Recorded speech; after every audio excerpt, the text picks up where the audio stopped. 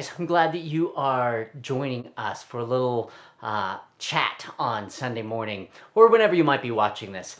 This morning, though, this is Saturday when I'm recording this, my dog, Louie, who many of y'all have seen on different videos and met before. If you've ever been to the house, you've certainly met him. He would make sure. He was really disappointed with me because my wife was outside doing some gardening and she was doing some things he really needed to not get into. Wouldn't be good for him. And so I didn't let him out when he wanted to get out. And then it started to rain really hard and Stacey came inside and he still wanted to go outside. And of course then he's just hearing dogs barking and wanting to go out and see what's going on. And it wouldn't be worth the 30 seconds he would have outside to see those dogs for what he would then have to go through getting soaking wet, just completely drenched in the torrential rain.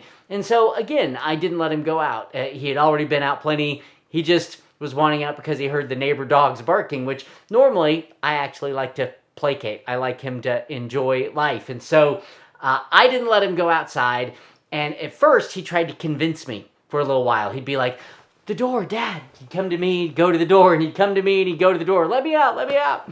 And I didn't let him out. And so then he sits right next to the door looking at me from across the room like, "Dad, let me outside. Let me go out and play with my friends. Surely you'll catch on at some point." And still, I didn't let him out. And so he finally gets to where he's he's upset with me. So he'll come a little closer and he'll sit next to me, but he just kind of is pouting. And as he's pouting with me, he doesn't really want to be pet. If I reach to pet him, he'll go towards the door. He's letting me know that he's upset. He's not wanting to be close. He's just making a point that he's unhappy that I'm not letting him out. I've actually told him, no, stay inside, you'll be fine. So now he's upset with me and he's letting me know he's upset. But eventually, him being upset and still not getting to go outside, he starts to realize this isn't helping him.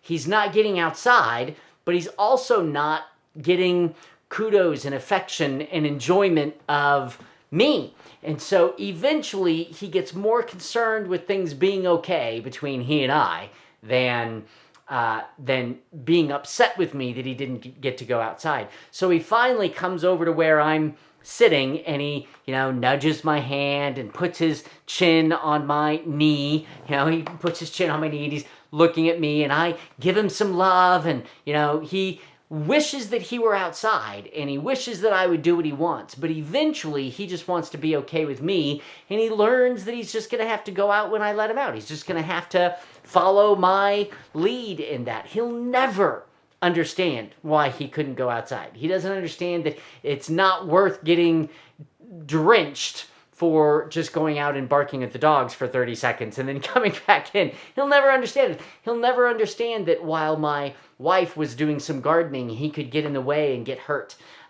He'll never understand that. He's just coming to the place eventually of he'd rather be okay with me and not go outside than be at odds with me and still not get to go outside. Like, it doesn't make him more in control to be upset with me, so he would rather just make things okay with us. And so eventually we have this, nice moment where I'm giving him love and he's happy he's getting love, and then he just lays next to my foot and receives the affection, enjoys the relationship. If I come upstairs, he comes upstairs. If I am in the office, he'll be in the office with me. When I go back downstairs, he goes with me. We're back to walking together. He's back to following me.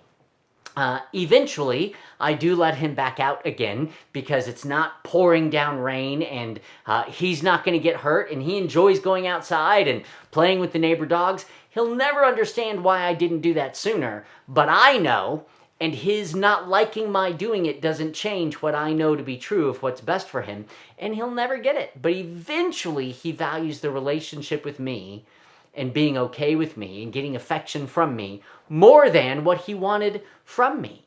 In Proverbs, Solomon wrote in Proverbs 3, 4 through 6, actually 5 and 6, he said, trust the Lord with all your heart and lean not on your own understanding, but in all your ways acknowledge him. That word acknowledge really means to submit. It doesn't mean that you don't want what you want. It means that you value the relationship that you have with God, who is your Father, more, your trust of him more, what he desires for you more. You value that. You acknowledge his authority. You acknowledge his love. You acknowledge his sufficiency. You acknowledge that he has the right to direct your path, and that you don't, that you get to submit to him, and that is going to be what's best for you even when you don't understand it.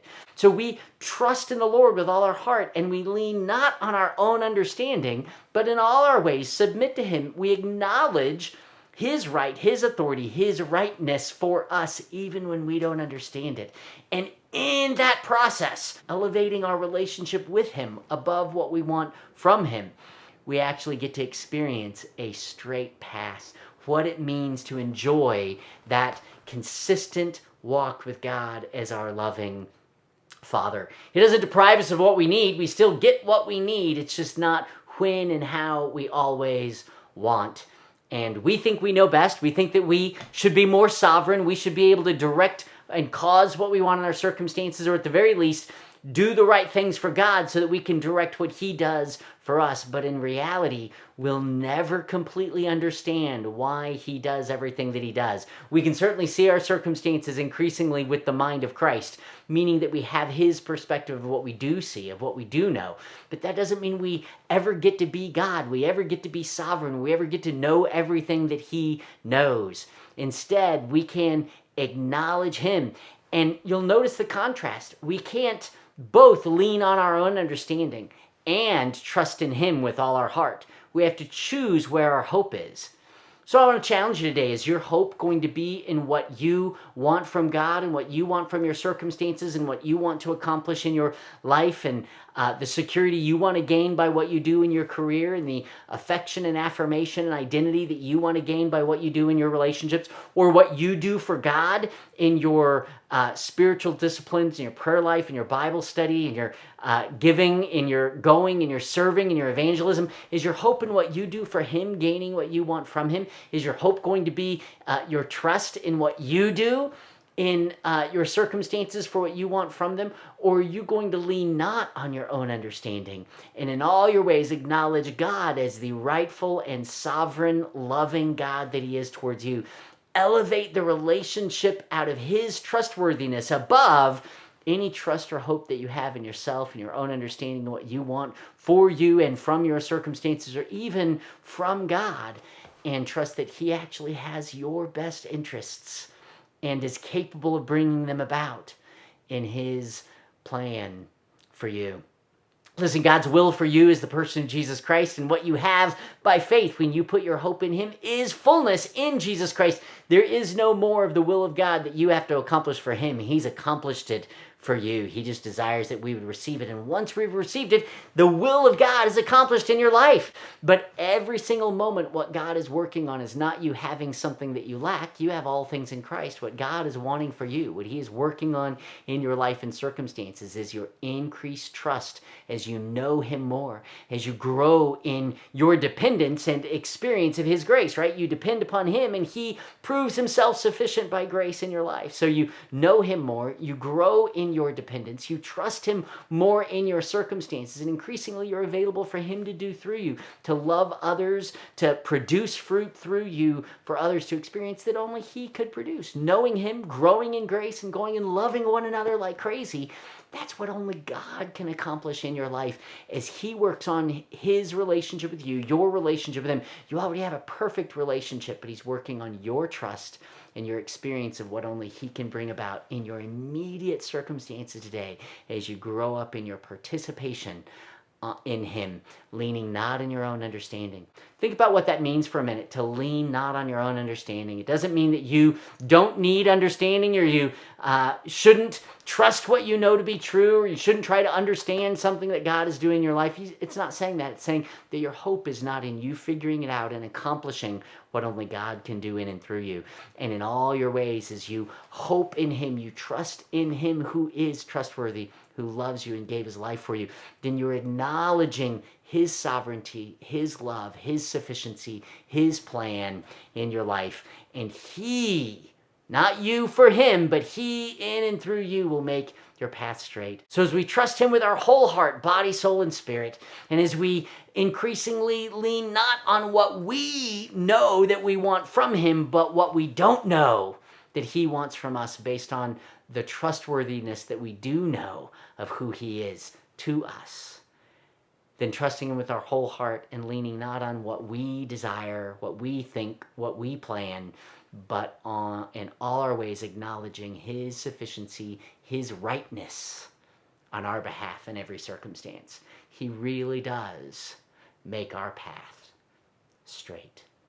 Meditate on that passage today, and I look forward to chatting with you more in our next video. And I'm really glad that you're here. Be sure to share and like and subscribe wherever you're watching this video, and I look forward to sharing with you again. Remember, your goal is just to know Him more as you grow in His grace, and go love each other like crazy, as only He can do in and through you, as you depend wholly and completely on Him today.